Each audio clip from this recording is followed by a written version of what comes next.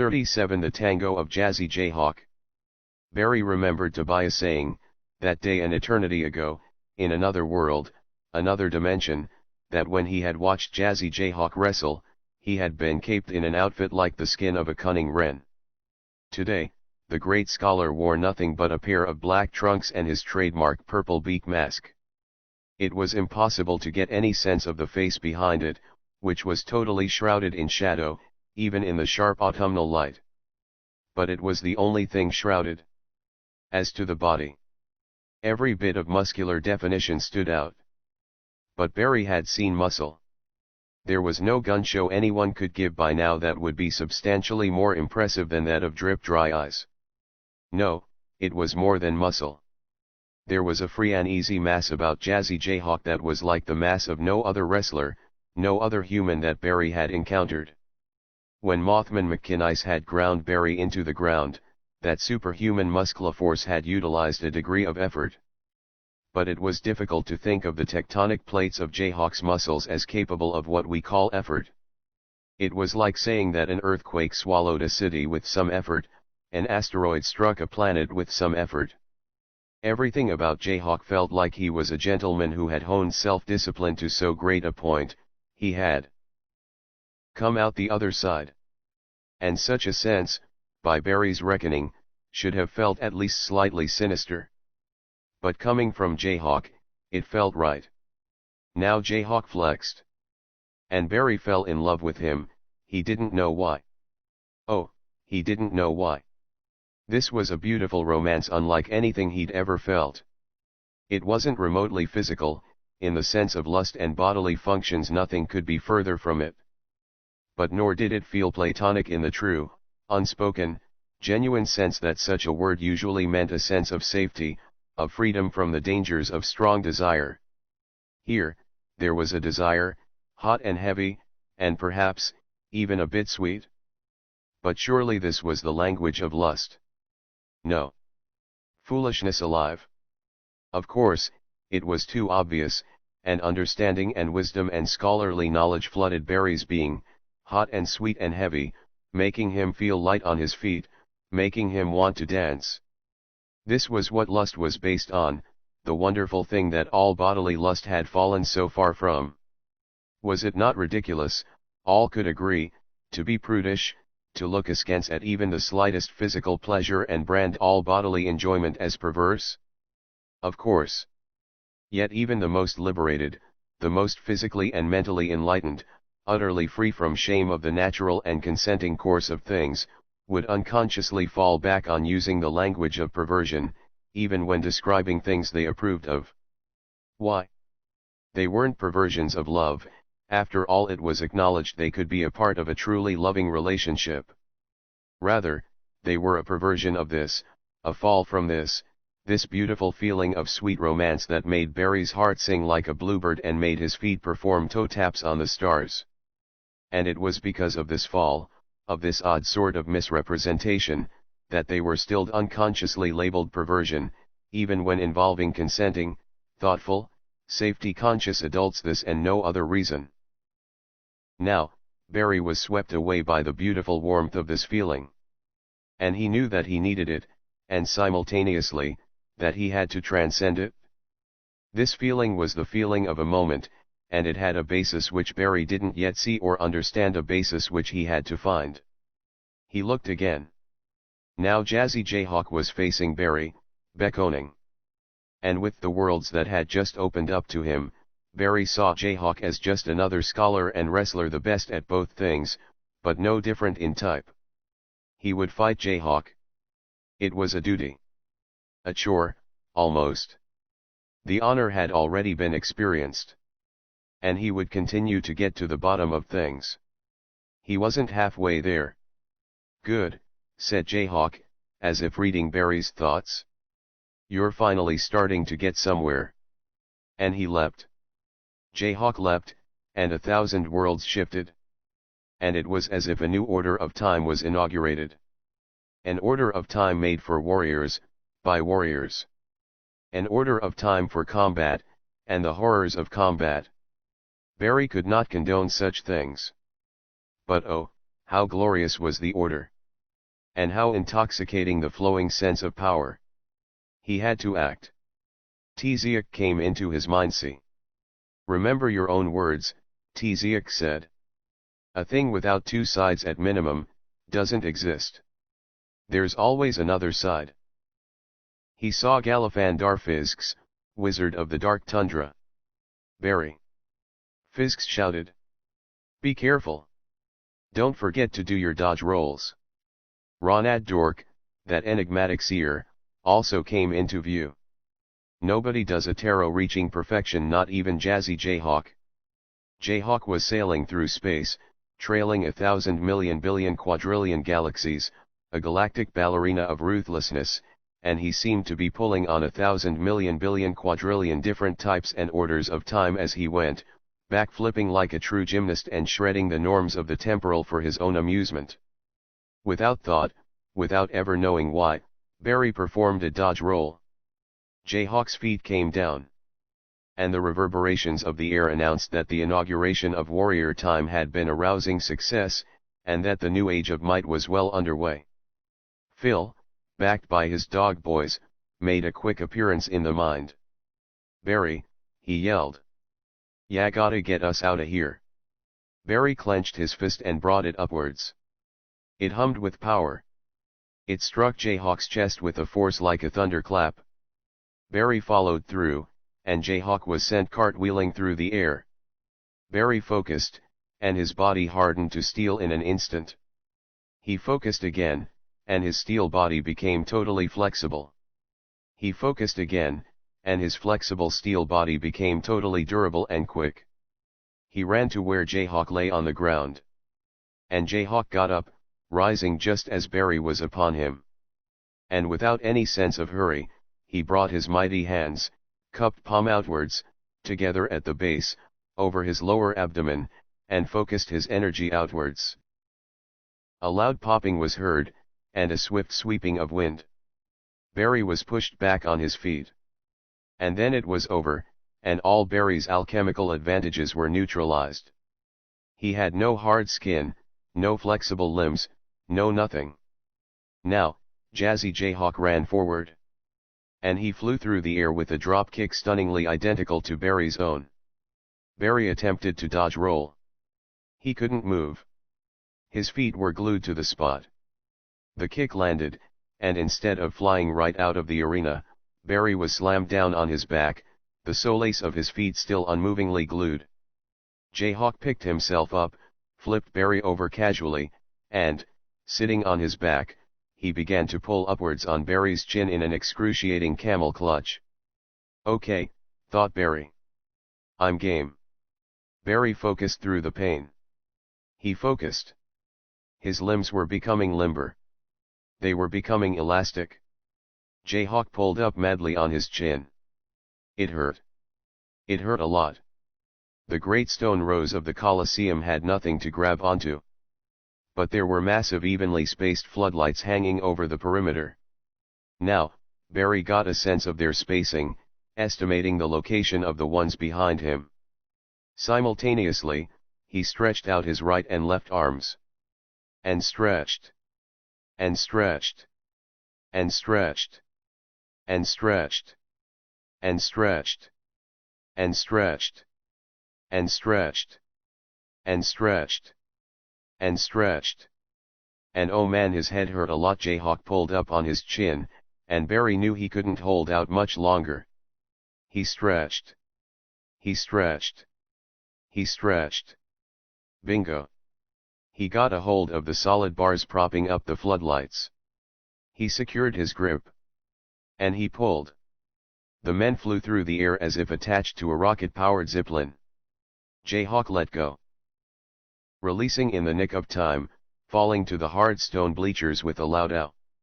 Barry continued, hitting his back against the cluster of lights between the ones where his hands held on.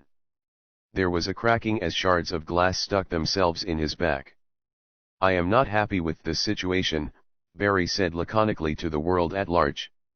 He released his grips and fell to the top of the stands, his ultra-extended arms flapping at his sides like grotesque streamers. He smacked face down into the ungentle aisle, and lay there, his limbs gradually seeming to spool themselves back into place. A few more pieces of glass fell harmlessly. Out of his back, a horrible sculpture garden of little glass shards stuck themselves untowardly upwards. He didn't move. "Medic," Drip Dry was shouting. "It doesn't look like it was too bad," San was trying to reassure her near hysterical partner. "I don't feel so good," Marcel offered. Getting unsteadily up, Jazzy Jayhawk strode over to where Barry lay. He picked the prone form up gingerly. Then, cradling him in both massive arms, Jayhawk began walking Barry towards the ring. He passed his audience. "Don't worry, eyes," he told a gesticulating Drip Dry. "It's gonna take a lot more to put this guy out of commission." A couple of medics gathered around the ring. Jayhawk shooed them away. "Wha?" said Barry. Sitting on the edge of the ring, Jayhawk began to take the pieces of glass out, one by one. Drip Dry was rushing up, followed closely by San. The rest of the crew trailed after them, expressions showing a concern that could just barely keep pace with everything. "What does this guy think he's doing?" Drip Dry gesticulated. "Don't worry," said San. "He's got things under control." "How? Is he a qualified doctor now too?" "Just watch, Han." Jayhawk was removing the larger pieces of glass first, then moving smaller and smaller. Surprisingly soon, there was no glass left. It was an ugly sight. Propping the prone Barry on his knees, Jayhawk placed both hands palm downward over the back. His big purple beak mask turned to the sky. A heavenly light like the skin of doves flowed down on the sunshine. For a moment, everyone felt a sense of all-encompassing peace. "It's a miracle," said Tobias, breaking the silence. Barry's back was completely healed. 38 Omega Amigo. Barry pulled himself to an upright position, sitting alongside Jayhawk on the edge of the ring. "Hello everybody." What happened?" "This man healed you," Pard said, pointing to Jayhawk. "He healed you." "Saints be praised," Tobias ecstatically intoned to the heavens. Now Barry was starting to remember. Things swirled into place. The ironclad camel clutched the extending limbs, the flying through the air, the broken glass. "Oh, no!" Barry exclaimed. "How could I have been so stupid?" He looked over at Jayhawk. Dr. Jayhawk, can you find it in you to accept my apology? I'm so glad that glass in the back was inflicted on me and not you. I must not be capable of thinking before acting." Jayhawk shook his head. "No, Barry. You have nothing to apologize for. The ring is a battlefield. On the contrary. The fight you gave me today was one of the worthiest battles I've ever had the honor of engaging in. You have the spirit of a champion, a spirit worthy of belonging to the mystical scholars of knighthood, and the fulfillers of radiant desires." "Saints be praised," Drip Dry echoed Tobias. "Saints be praised." "Jayhawk, you have healed me," Barry acknowledged. "I can only dream of becoming a warrior such as yourself. You have done more already than I could have imagined. But there are scholarly matters, of mycology and related topics, which are of such potent import to the fate of civilization that I am forced, against my will, to ask if I might further impose upon your time, by the discussing of them." "These matters," said Jayhawk, "are well known to me. I would like to discuss them with you now, in a private place. Your companions are welcome and trusted, in most things. However, the need for privacy has to do with a revelation too sensitive for even them. Barry, in service to your cause, I would like to take off my mask, revealing my facial identity." Everyone blushed visibly, except for Barry. "I'd love that," he said calmly, looking Jayhawk straight in the mask, his voice tinged with deep appreciation. "Then let us go," said Jayhawk, over to a little room inside. "You guys will have Barry back before you know it." The pair strode purposefully towards the indoor area. The group could only look after them and ponder, lingering around the ring where a brief but epoch-making battle had only just been fought. "I don't know," said Drip Dry Eyes thoughtfully, "how much better I can do fighting Jazzy Jayhawk than Barry did today." San Wordle mused, looking puzzled. "I wouldn't worry. I know this sounds strange, and I don't have a basis for it, but I have this weird feeling that circumstances are gonna make it so you won't be losing to Jayhawk anytime soon." The pair went through the wide glass double doors. Barry followed Jayhawk through the airy space, down a hall and into a little office. He closed the door behind him. "Good MDR, I can't thank you enough for taking this time for me. All of my time is your time, dear amigo." Dr. Jayhawk, you are much too courteous."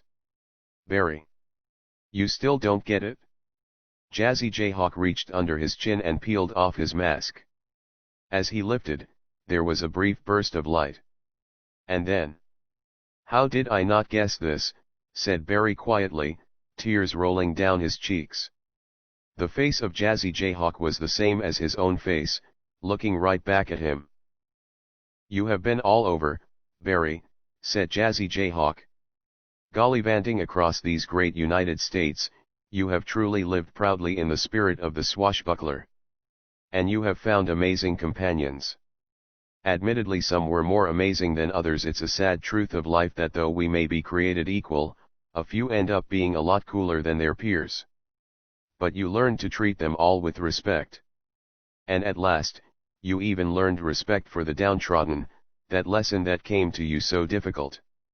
Yes, you've been all over, finding magic, through thick and thin, in every nook and cranny of this wondrous nation.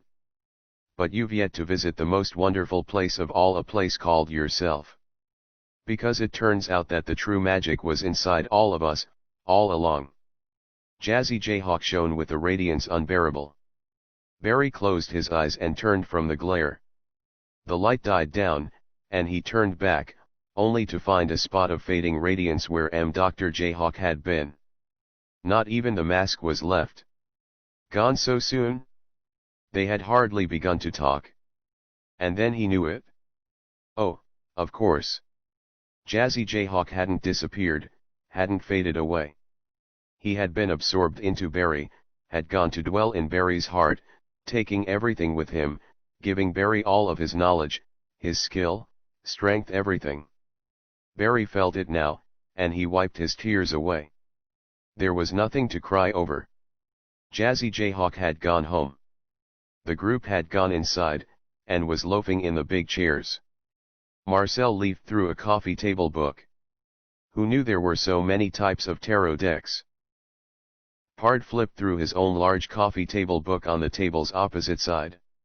Mine shows all the different types of burgers. It's makin' me hungry. Tobias looked up from his own glossy pages. Mine's got the different door types.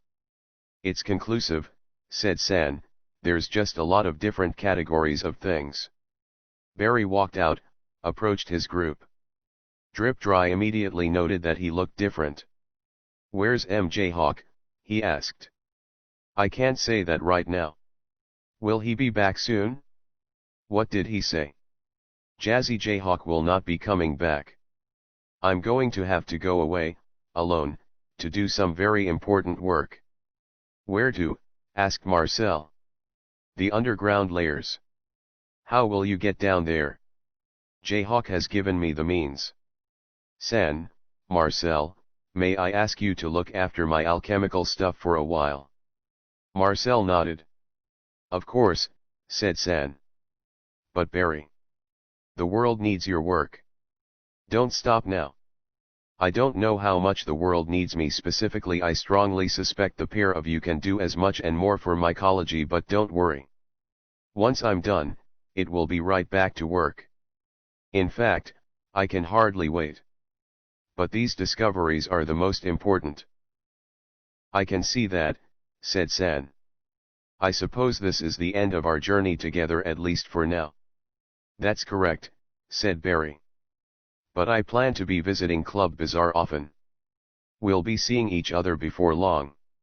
Yes, said San. I'm there all the time. We'll have opportunity to get sick of one another's company. Drip Dry Eyes was sniffling. Barry, I know I got this name, but my eyes aren't gonna be dry for a while, man. It's too hard for me to say goodbye. Just. The group hug commenced. I'll see you in T-Town, Tobe, Barry said, whenever we both get back there. Dinner's on the house when that time comes, said Tobias. And Pard.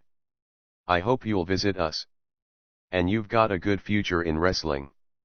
Yeah. I'm sticking with the team for now. I owe you everything, brother. I might have to become a manager, said Marcel. I'm learning a lot. You can pick up on anything, said Barry.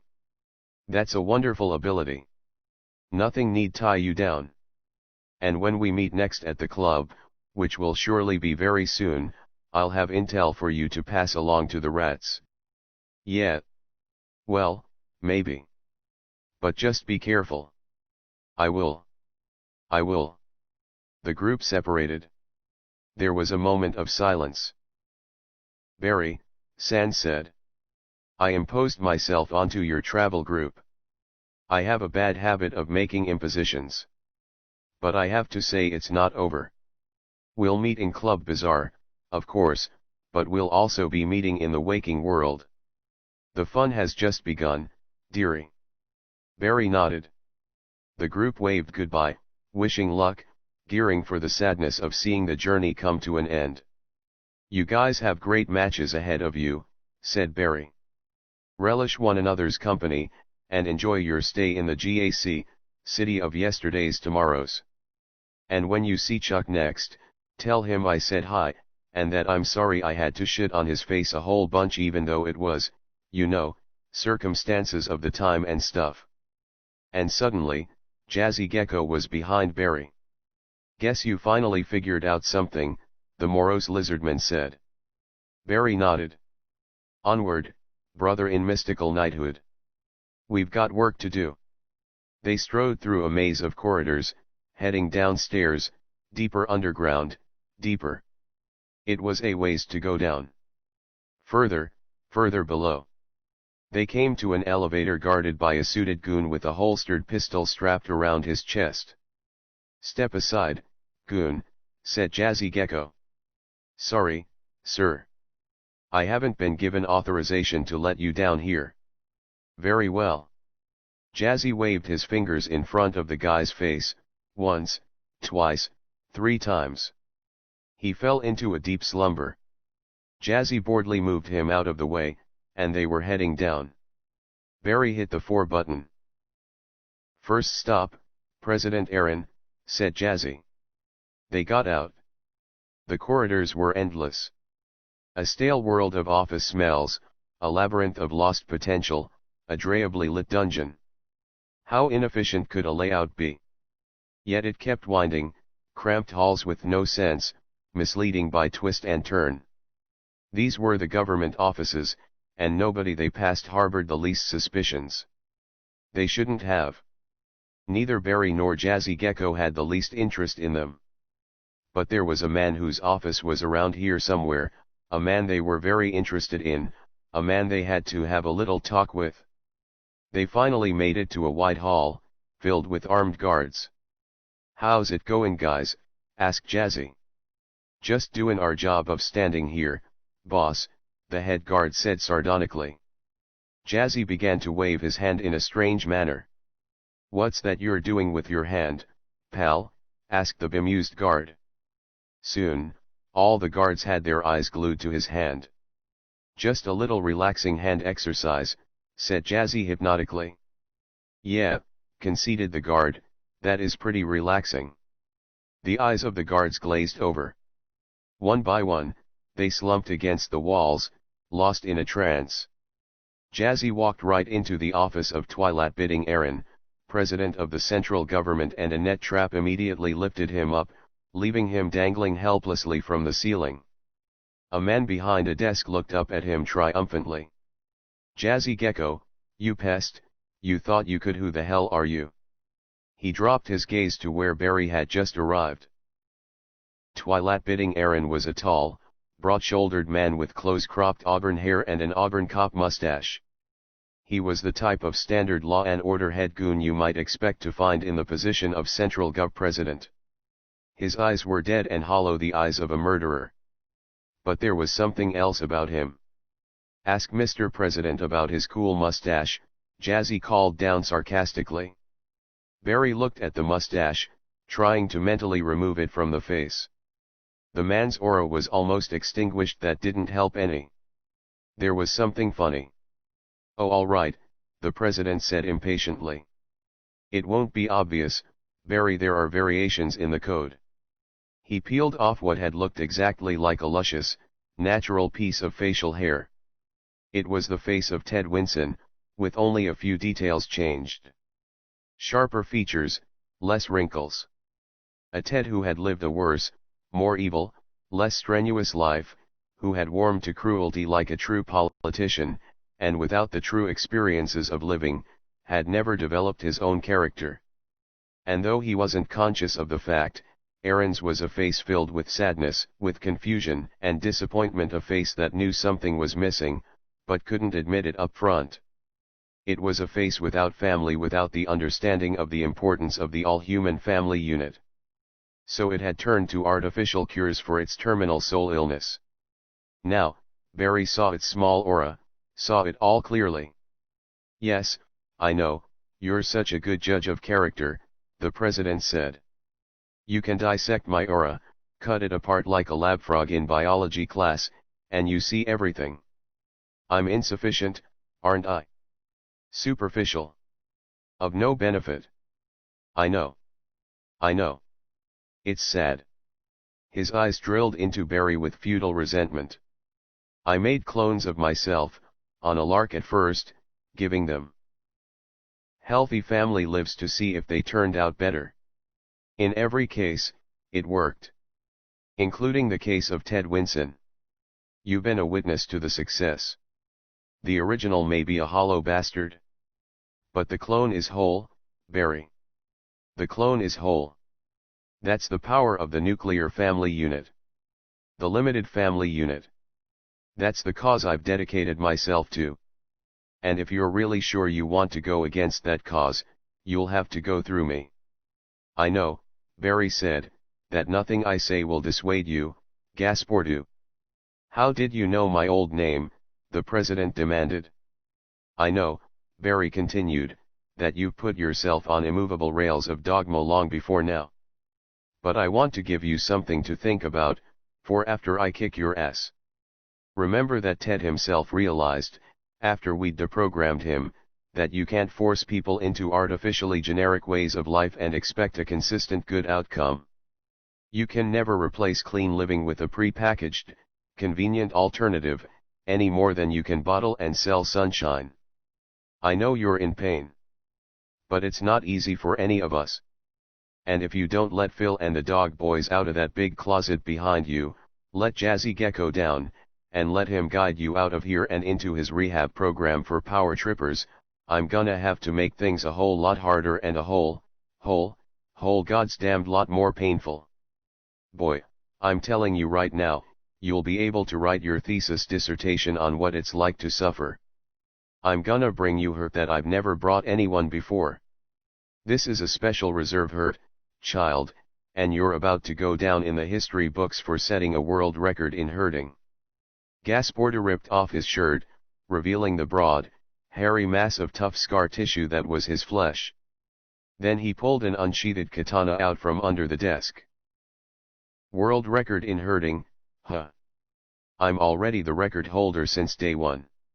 I'd like to see you, or anybody, deal with my kind of pain. And once I've cut your limbs apart, the fun begins. We'll find out everything, find out exactly what makes you tick. Then maybe you'll understand a tenth part of what it's like." Barry spat a hyper-speeding loogie that thwacked into Gasporta's right eye. "Edgelords are lame," he said. "Yeah," Jazzy yelled down from his net, "getting into it. Don't be an edgelord, bro." Growling like a pissed-off cat, Gasporta leapt onto his desk. Barry could see by his stance that he was a swordsman second to none. Too deadly. He wished, for a moment only, that he could betray his principles and just shoot the guy. But no. It was more than the single fight. Barry had to show that he could risk everything, that he knew he was expendable. When you were no longer expendable, you were no longer fit to be an alchemist. With lightning speed, Barry extended his arm across the room to a stapler atop a filing cabinet in a corner. He quickly opened the stapler into his mouth, allowing all the staples to drop onto his waiting tongue. He shut his mouth, now so full of staples that they distended his cheeks, and began swishing them all around. Gasportu looked on with unruffled bemusement. Barry swished the staples around faster. He swished them. He swished faster. He swished faster. He was swishing at hyper speeds. He swished faster. And without warning, he spat the staples rapid fire. Gasportu blocked every staple effortlessly with his katana. They chinked as they flew to the side. Enough parlor tricks, the president said with a bored expression. Barry breathed deeply. Bringing his right hand forward, palm facing the annoyed Gasportu, he pushed. A beam of transparent miasmal energy traveled briefly between his hand and the sword. 1,000 cracks suddenly showed on the katana surface. The cracks spawned smaller cracks.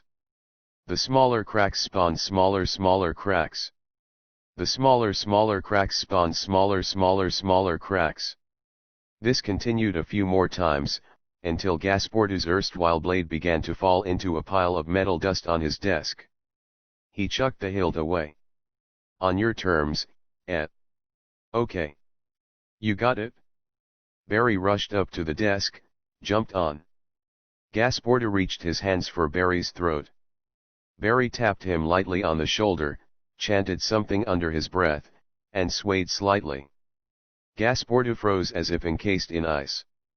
Barry picked him up as if he were handling a mannequin. He flipped the president over, bringing him into position to do a pile driver. Then, with Gasportu's head between his legs, Barry sprang into the air, spinning like a top, like a flying saucer, like some n-dimensional freak dancer, some out-of-control ornithopter from an unquiet time frame. A growing boy still needs his milk. And he spun. He spun past 1,000 worlds, 1,000 faces, faces from all times, faces he recognized. There were all the friends he'd known in every universe, glistening hearts. He saw plasms, spinning, spinning, spinning, spinning, and chanting. And the plasms resolved themselves. You've known me, said Morgo, in so many universes. But you don't need me anymore. In one universe, I was your mother. In another, I was your gym teacher. In one universe, we were the hottest little thing going. And in many we've kissed. A soul searches the darkness, and another soul searches the darkness, coming from the opposite direction. Two spirits meet. And for the molecules in union, to be reunited with their brethren from before time began, and to connect once more, to connect, it's an event that happens maybe once in half an infinity of eternities. That moment is one of the most amazing things that can happen, Barry. Two souls meet, and they reminisce on the light before time, and they reconnect, momentarily, with that light and warmth. Indescribable. And then it comes to an end, as ever it must, and the spirits go back into the mist and darkness, to continue their unending wandering, not to meet again until the other side of eternity is achieved. How long will this be? Who can say? Who can say? In a burst of radiance, Morgo made her exit, and Barry understood everything. He remembered at last. How much did he owe to Morgo? Who could say? Barry spun. And eternity gibbered. Black swans spat pate de foie gras from their lungs in the black seas at the edge of the galaxy. Eat it, ya filth, they exclaimed. Countless victims were strapped to chairs, force-fed the sumptuous delicacy. This is what you get for your traitorous plots. A man in a chair puked a little, smiled, said, "More trader, please. More trader, please please." Barry didn't understand what he was seeing. The chairs sank under the ocean, taking the uncomplaining victims with them, and the geese faded to dust and memory. Barry spun. The spheres turned about him. Planets toppled down corridors of strange time, swirling like leaves in a hurricane. One after another, worlds passed him by, some inhabited, some desolate. Then they came fewer and fewer. The last little world faded away into the black distances behind, and then it was nothing but the darkness and emptiness of the realms beyond.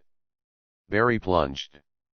He plunged into those realms, not above, not below, but outside and beyond. And he plunged. And he gave himself to a black eternity.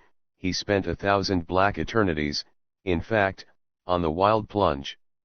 And the plunging gradually, organically, became a rising. Barry rose. Through illimitable gulfs, rose through a dark strange region beyond conception, crossing desolate universes outside the possibility of guessing. Barry rose through regions undreamed of. And at last, after rising to the point where Barry was sure his rising would have to become falling, that we was rising above the mundane senses, that he would rise beyond himself, so high that he could never return, he did indeed fall, spinning as he went, and slammed Gasportu's fink head into the carpet-tiled floor. 39 Birth of the Jayhawk. Barry found the pulley, began lowering Jazzy Gecko. "Forget about me," said Jazzy eagerly, "get Phil and the boys out of that big closet." Barry let him drop gently to the ground, the net loosening around him, and rushed to the closet, yanking the sliding doors open. Phil and the dog boys had been lined up in standing position, wrapped like mummies up to their necks, with ball gags in their mouths. Barry immediately set to work freeing them, and Jazzy hastily followed suit. It was speedy work. "Boy," said Phil after everyone was untied, "we were not prepared.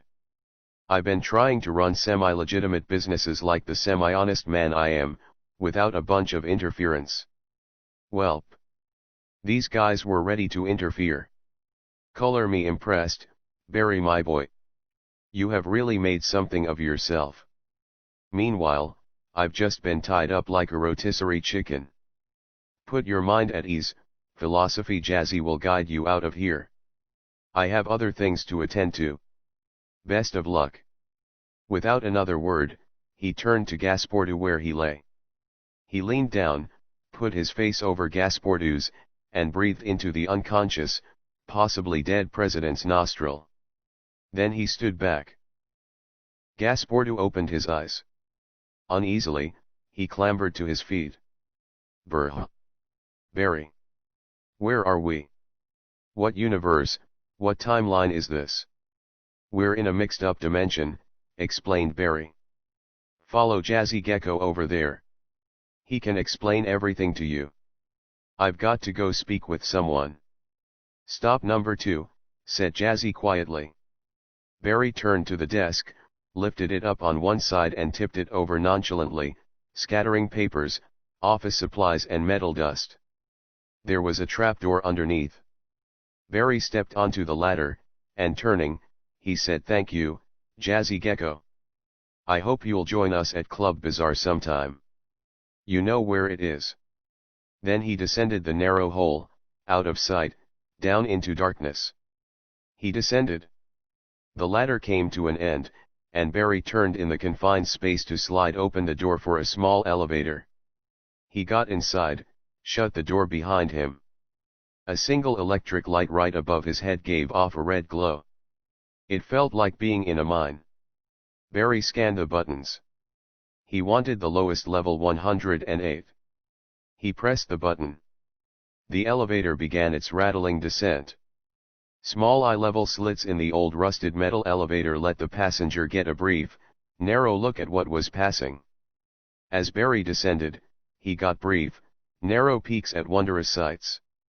Level 16 seemed to be a giant lab where huge genetically engineered monsters were kept. Level 23 was some kind of crystal cave city that didn't seem primarily designed for human habitation. Level 34 was coated in ice for some reason, with strange glyphs on the walls. Level 40 looked like an orgy of incredible pleasures. Level 56 appeared to be the center for a think tank run by big brain plants. Level 71 looked like incredibly ancient ruins, as if a subterranean civilization had built there long before the rest of the facility. Level 85 seemed mostly underwater, with odd golden sea creatures moving about. Were they an intelligent race or the pests of the area? Level 99 and 100 were taken up by a single towering underground city, the towers of which reached into artificial methane clouds. Barry was acutely aware that plumbing all the wonders of this underground world would be an occupation for multiple lifetimes. At last, the elevator rattled to a halt. He had arrived at floor 108. He stepped out, onto the top of the sky's clouds. As above, so below. As below, so above. By some spatial folding trick, Barry was now high above the earth, in the kingdom of heaven. A winged angel, golden harp stuffed under the crook of his muscular arm, strode towards a wandering Barry. "Excuse me, sir. Do you have an appointment?" "Absolutely not," said Barry. "Where's God 2.0? The angel rifled around in his robe, pulling out a bulky walkie-talkie. He clicked the button, beginning to ramble off a bunch of code jargon into it. "Put that away, Gabe," a voice from behind said. "We don't need to make a scene here." Barry looked. Glory and trembling. For a moment, the radiance was totally, maddeningly blinding. And it seemed that the light of creation was shining forth, there in that space of blue sky above the clouds. It seemed that a motive force of creation so beautiful, so majestic, so terrible, was shining on Barry, that it could strip the flesh from his bones with the pure radiance of its blinding heavenly light. Then Barry looked again, and he was nearly blinded for good. And he saw the majesty of countless ages of order and elegance. He saw the world-crafting omniscient power of an all-encompassing fatherly love. The older man's skin seemed made of sunbeams, and the voices of the souls of doves cried out from the fabric of his robe. His brow held the cosmic knowledge of good and evil, held it as if to hold that burden on behalf of all of creation. His mighty white beard flowed in a bounty. And his hands, his arms, his chest, his haunches, his legs, his thews, his whole body, each and every tiniest part, as Barry's eyes adjusted, became part of a clear picture. These were not just muscles cobbled together by the Hadean Legion. If this was indeed God 2.0, it was a perfect copy of the original. For the muscles Barry saw before him were the basis of every wrestler in every universe. These weren't just really powerful, just another set of impressive guns. These were the blueprint, the ultimate ideal, after which everything else, literally every set of muscles ever developed, had striven. Barry looked into the eyes, and he saw everything. He saw flood and catastrophe, bountiful crops and new beginning. He saw the Old Testament world. And he saw sternness and jealousy and love of family, and perseverance. And he saw a compassion for all sentient beings deeper than any he'd ever known. But it was marred. Tainted. And what was so dangerous about that taint, was that it was a taint that wouldn't accept its existence, that wouldn't bear criticism or even input of any sort. That taint needed to be the Father, the boss, the Lord of heaven and earth at all times. It couldn't be vulnerable. Not even for a second. It was the kind of bossiness that would have an underling go show vulnerability in its stead, when it needed to, and then forsake that underling when it couldn't handle it any longer, all without ever admitting fault. The kind that would leave its underlings to soak up all the blame about problems in the system it presided over, without ever making significant moves to address those shortcomings. The kind that, when such systemic corruption became too great to ignore, would actually strategically die, leaving everyone else to pick up the mess left by its rampaging followers and retreat to stay with its friends in hell, where nobody was looking for it, only to return when it had judged things to have blown over, and set up shop again, with the same systems in place, as if nothing had happened. Barry scanned the aura. He stopped. It was all over the place. This was the guy, all right. Hello, God, Barry said, just barely containing a scowl in his voice. Hello, Barry, the Lord of all creation chirped brightly. Level with me, God. Are you the same guy that did the massacre by flood where you had Noah in the boat? The same guy who showed Ezekiel about flying saucers? There is no actual God 2.0, is there? Barry knew the answer he was just testing. So good of you to come up here, said God, ignoring the line of questioning. I know you've been doing a lot of good work down there, and have learned a lot of new things. Up here, we're just trying to build a better tomorrow. So why are you utilizing Central Gov? Why make the same mistakes? Barry. You of all people know that you can't make an omelette without breaking some eggs. That's sheer diversionary tactics, Gotti. Don't call me that. Barry. Please. I know you've been under a lot of pressure lately. I have a forgiving personality type, you know that. But try to understand that what we're doing here is not simple. It's not some cut and dry formula I can just roll off to you in the space of a paragraph. There are countless believers down there on earth, people and families, and most of all, those without family, lost, lonely and wandering since the monotheistic era drew to a close. We didn't want it to happen that way. However hard you try to manage, for all the responsibility you want to take, there are always gonna be factors outside anyone's control. I know I'm in an unusual situation. Nobody else is the one true God presiding over everything. I'm going to be held to a higher standard, that's natural. But there are factors even I can't control in a universe like this. I stand for order. In a dimension set up around entropy, that means I'm always having to swim upstream. And systems decay. All systems. But there are too many lost believers out there, sheep who've strayed into dark and dangerous paths. They're not learning navigation anytime soon, Barry. I have presided over countless generations of believers. I have the experience. And for those of faith, it's been much too long. They've been waiting for this time. If Central Gov helps get the word out faster, if it's the best method at hand, why make the sheep wait longer? Why niggle over every detail? Let me take care of all that.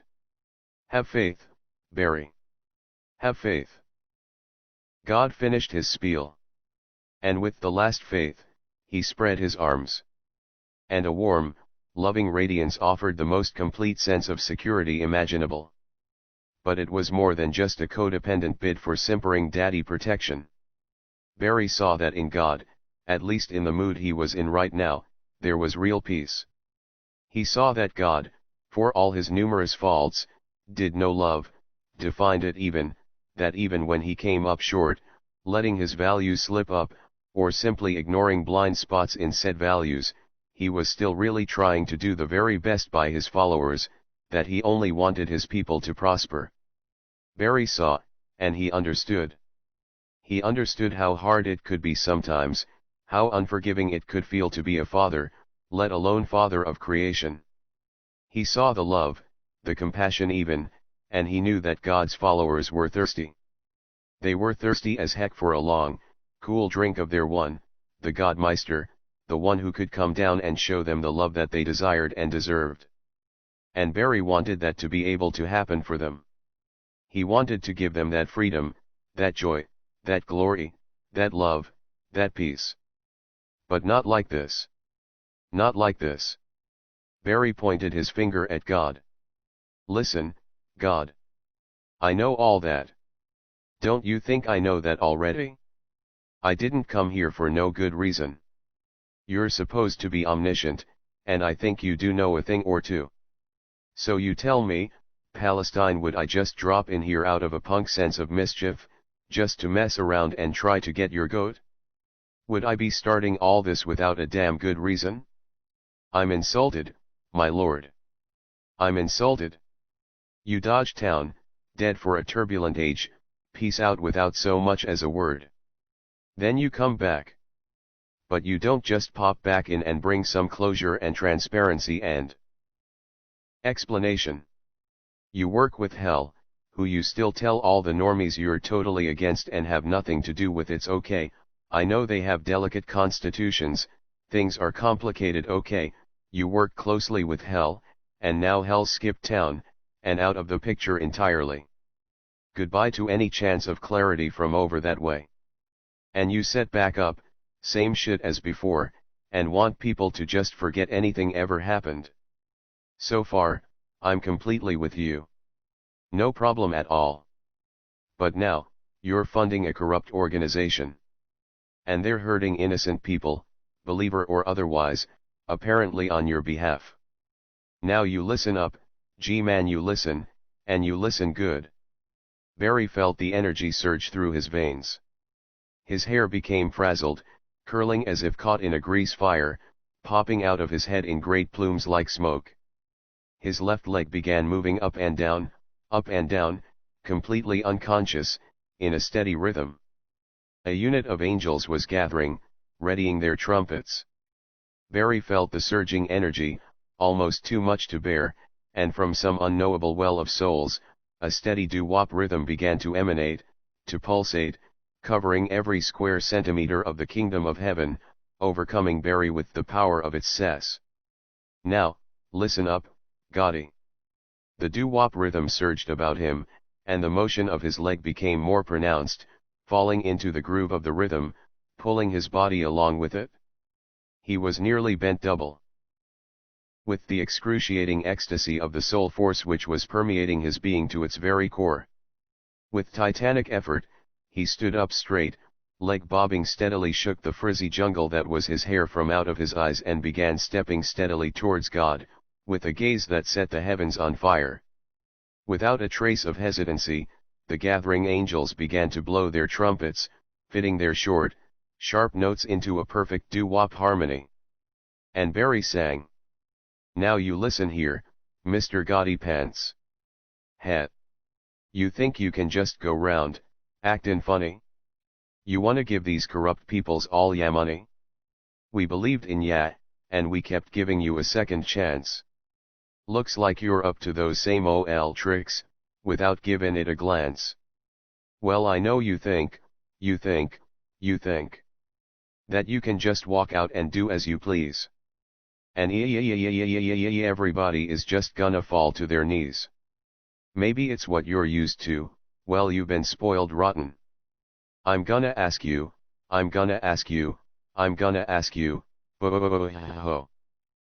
to listen to some wisdom that I've gotten.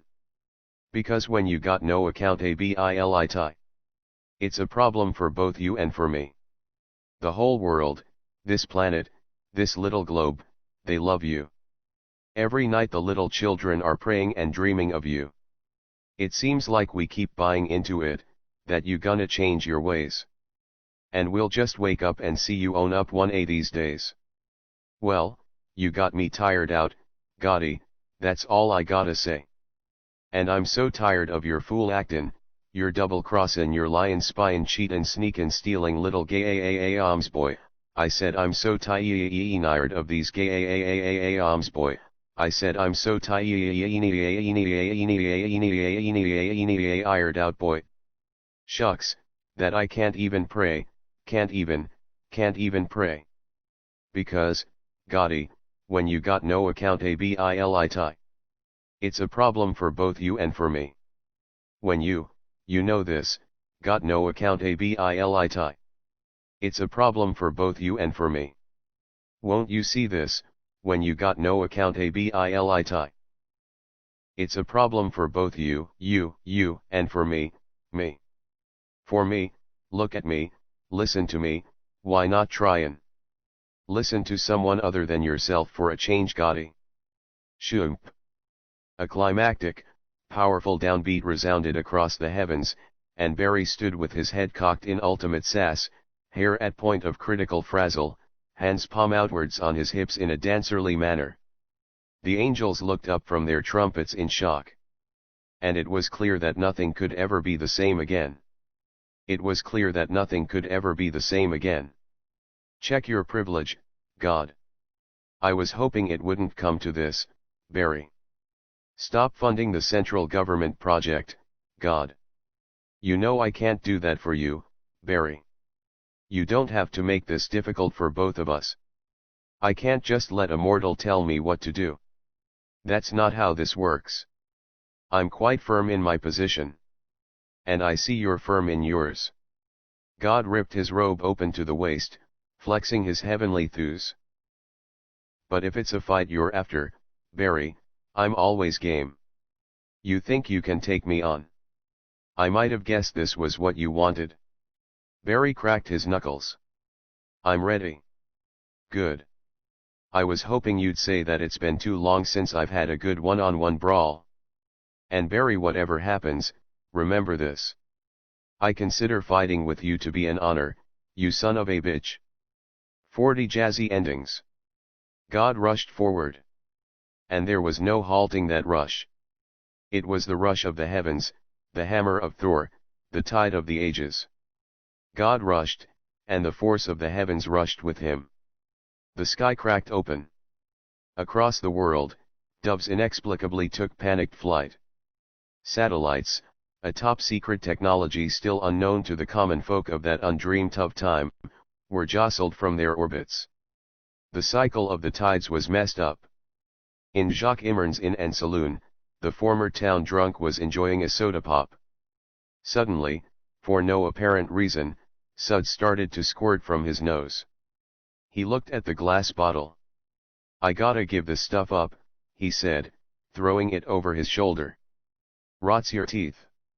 The former sheriff, now delusional and walking by on his daily rounds to inspect the whiskey, tripped and fell comically. You had to be there.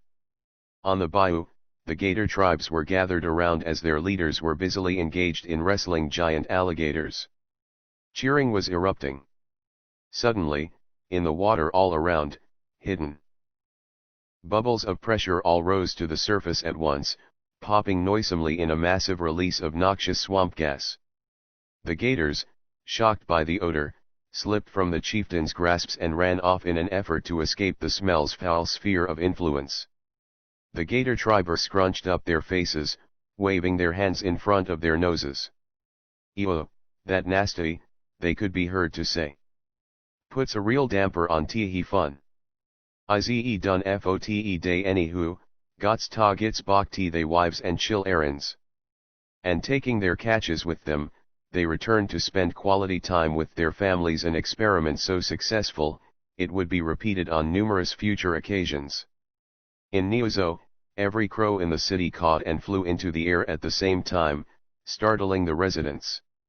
The noise was so loud it reached into the insulated realms of the casinos, suddenly jolting the former T-Town boys from their one-armed bandit-induced trances. Huh? Where are we? They asked, looking at each other in wonder, then ogling one another's and their own breasts. We been gambling for weeks now? We gotta get back to T-Town, and show these puppies off to everyone.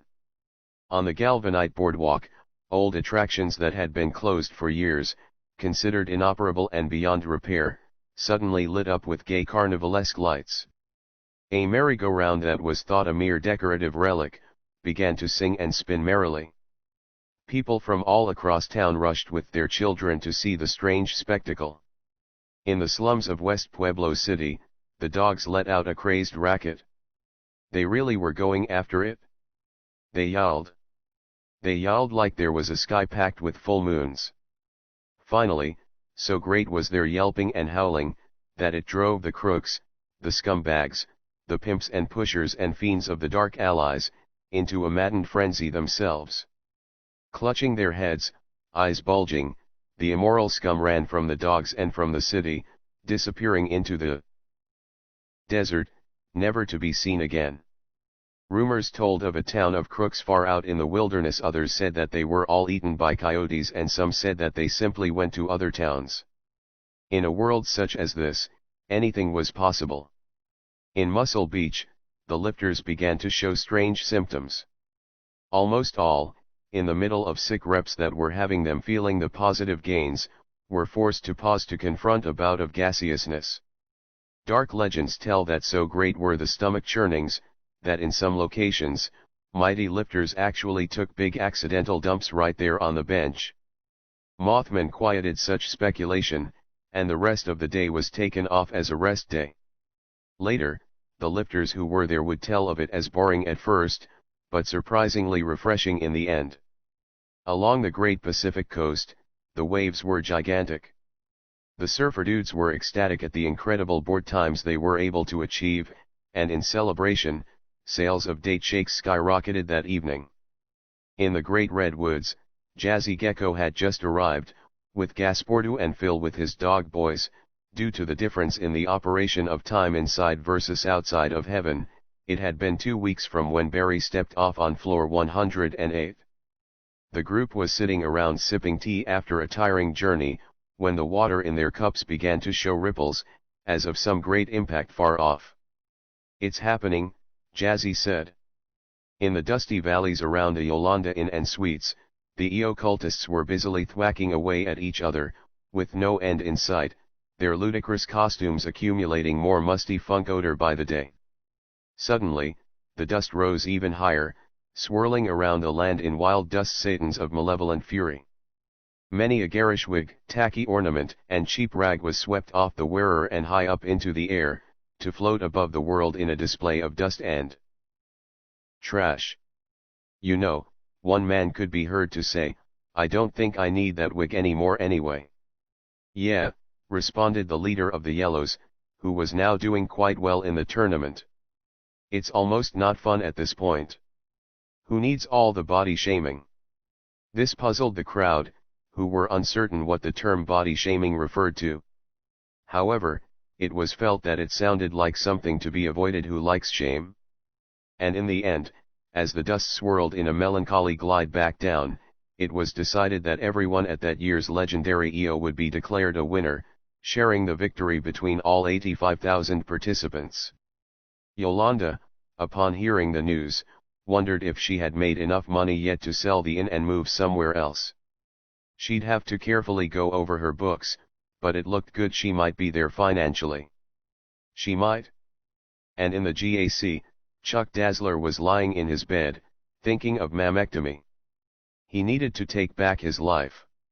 He hadn't asked for these. He munched on a wafer, sipping his bedside tea. Suddenly, there was a burst like a supersonic anomaly, and his wafer broke into pieces, scattering all over his cleavage, at the same time that a spurt of tea flew out of his cup and landed splat onto his right nipple. "Oh curses, this was the kind of thing," he began brushing the crumbs off. "Wait. He hadn't meant to give himself these. At that time, he had meant to give them to someone else against their will, and if his plan had gone through, that person wouldn't just be inconvenienced by big titties, they might be dead. That was the person he had been. He couldn't forget that. He couldn't just brush away the past. These puppies were here to remind him of the person he'd been, the person who was a part of who he was today, and of all the privilege he had, to be able to just get a mammectomy, or nearly any operation, at the drop of a hat. No. He couldn't just turn his back on that truth, that tea, couldn't just sweep it under the rug. He needed to man up, to own up to his privilege and his past of abusing it, if he was ever hoping to grow as a wrestler and as a person. The tits were part of who he was, they stayed. And in the lovely tea town, out among the great Central Plains, in the middle of the day, without knowing quite what influenced it, people began to pray. But it was a different prayer than normal.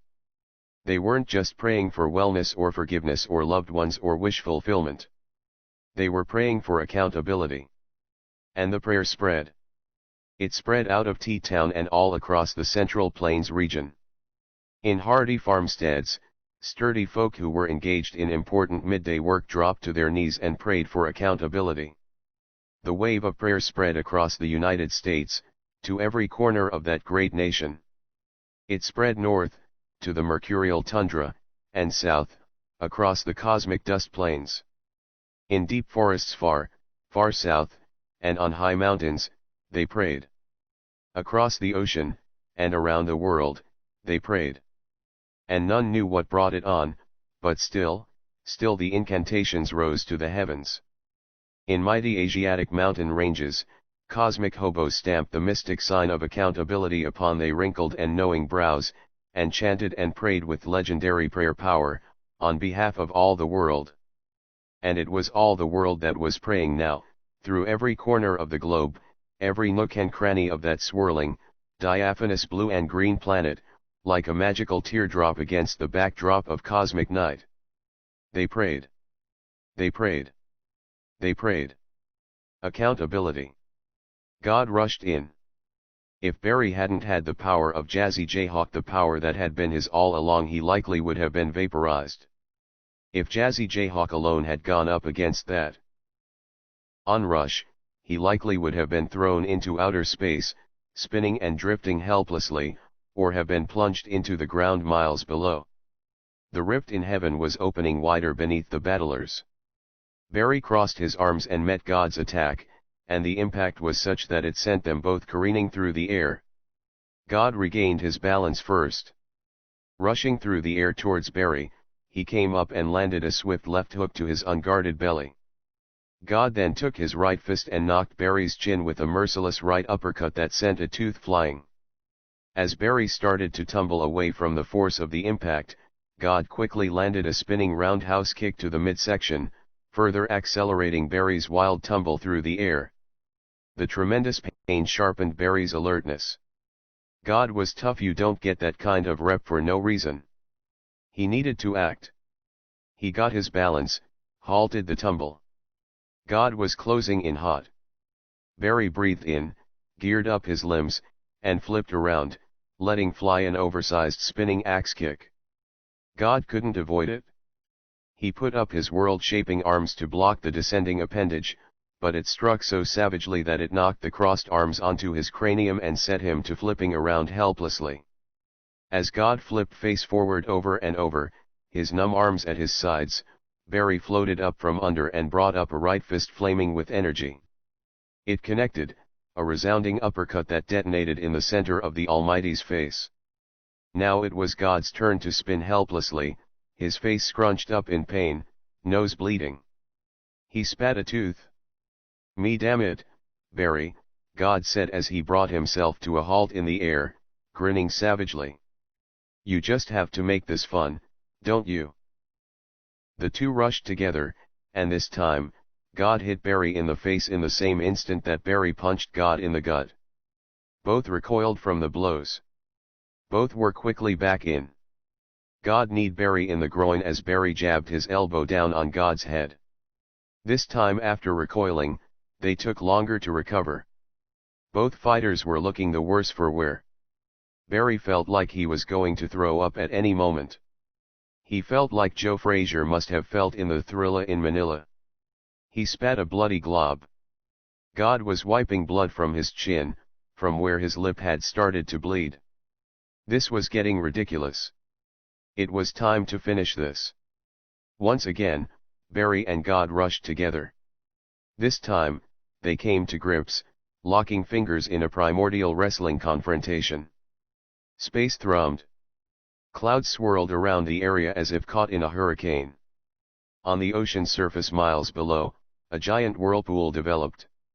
The spot would become known, in 1,000 universes, as the Bermuda Triangle. In the atmosphere above, the stars shone clear in midday, appearing closer than they actually were, through some odd magnification effect. The thrumming intensified. The combatants struggled, implacable.